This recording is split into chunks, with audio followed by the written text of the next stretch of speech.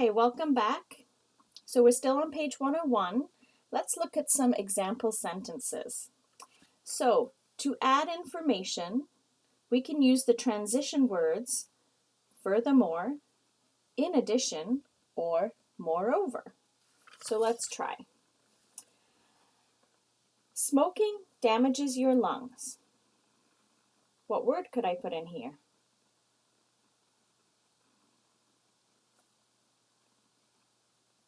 So I'm going to put in furthermore, but I could also use in addition or moreover. Smoking damages your lungs.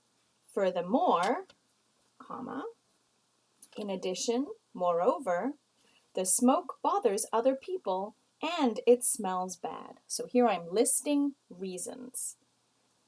Number 2, I'm writing to the manager of a store. Your store is dirty, semicolon. Your products don't work, period. Furthermore, in addition, moreover, your employees are rude. So I'm listing all the problems and using this transition word to help the flow of my writing. Number 3, my country has economic problems. It also has political conflict with Europe. Semicolon to join a new sentence. I'm going to use the word in addition and a comma. In addition, it is dealing with a pandemic. So here I'm listing all the problems going on in my country. So these are words that I can use to add more information. Okay, next one, to contrast ideas. So we read these words in our text all the time. However, nonetheless, yet. So two different ideas. So for example, roses smell sweet, skunks smell bad.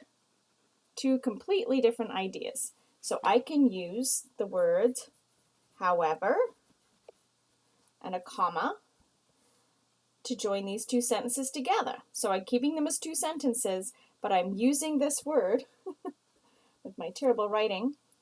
Oh goodness. However, sorry, I'm still working on my first cup of coffee. However, skunks smell bad. So this word joins them together, even though they're still technically two different sentences. Roses smell sweet, nonetheless. Roses smell sweet, yet skunks smell bad. Okay, let's try another one. I love my kids. They make me crazy. Two contrasting ideas. So I can use the word yet with a comma here. And I use the comma because this word is not part of the main sentence. This is my main sentence. Subject, verb, complete idea. Subject, verb, object makes the complete idea. So I use the comma to show that this is an additional part tacked on to the beginning of the sentence. Number 3, I miss my native country. I am settled here. So those are two contrasting ideas. And I can use one of these words. Nonetheless would go well here. I miss my native country. Nonetheless, I am settled here. So that's for contrasting ideas.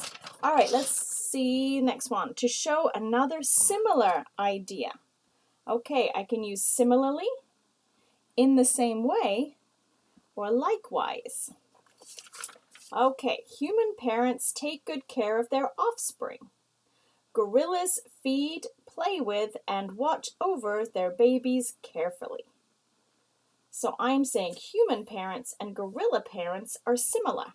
So I could use the word similarly, similarly. Again with a comma because it's not part of the main sentence. Human parents take good care of their offspring. Similarly, gorillas feed, play with, and watch over their babies carefully. Okay. Many people listen to music in the evenings to relax. Runners often relieve stress by exercising at night. So I have two similar ideas. People do things before they go to bed to relax. Listening to music and even running. These are two different ideas, but they're both things that people do to relax in the evening. So I want to show that they're similar in case my reader doesn't understand that. So I'm going to say, maybe in the same way.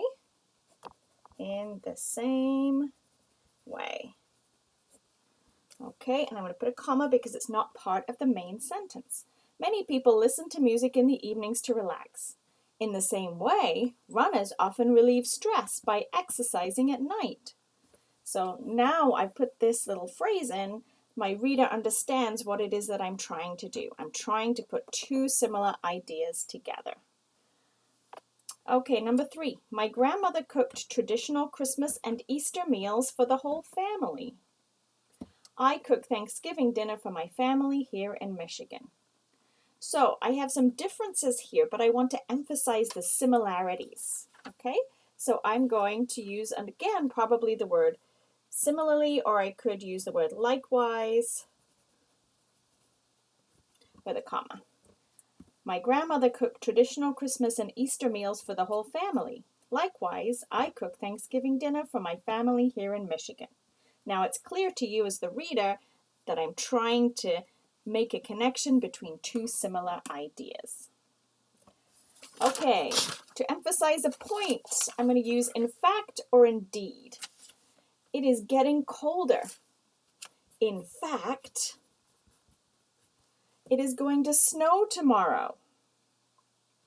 So this is my main idea, and this is me giving you another specific piece of information just to emphasize that point.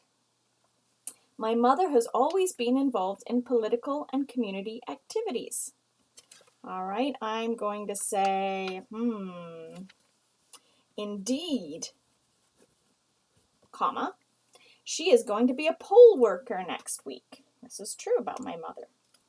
So I'm telling you a fact, and then to emphasize it, I'm giving you a specific example. I have high hopes for my children. I want them to get a good education. So I'm saying the same idea twice for emphasis.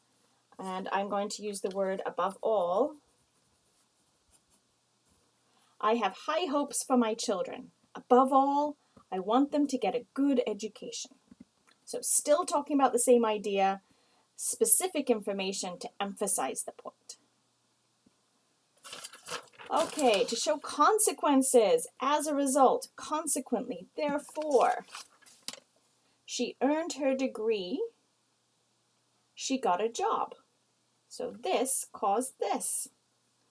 Okay, for my job, I need to have a master's degree. If I don't have the degree, I can't do this job.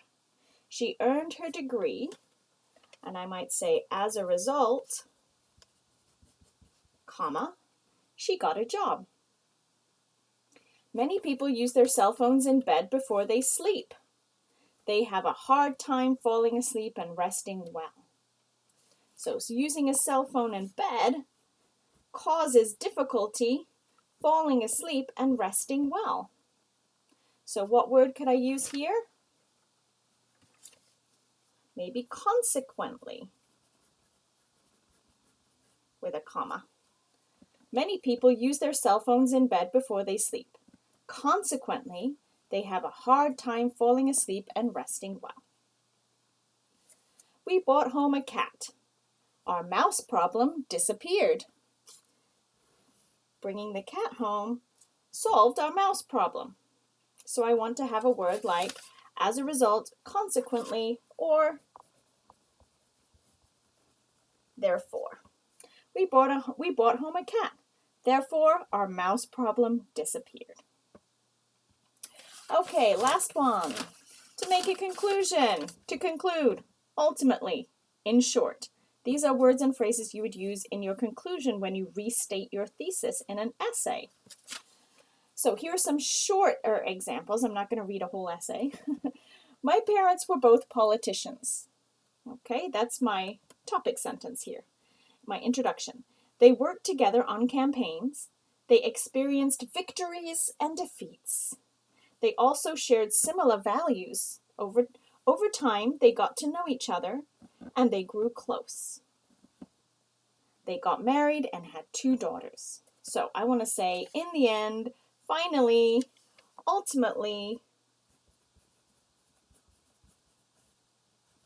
They got married and had 2 daughters. True story about my family. Okay, number 2. Cities have culture and a vibrant nightlife. Well, used to before COVID. They are easy to access as they are close to airports. Can you hear me giving all my positives about going to a city for vacation?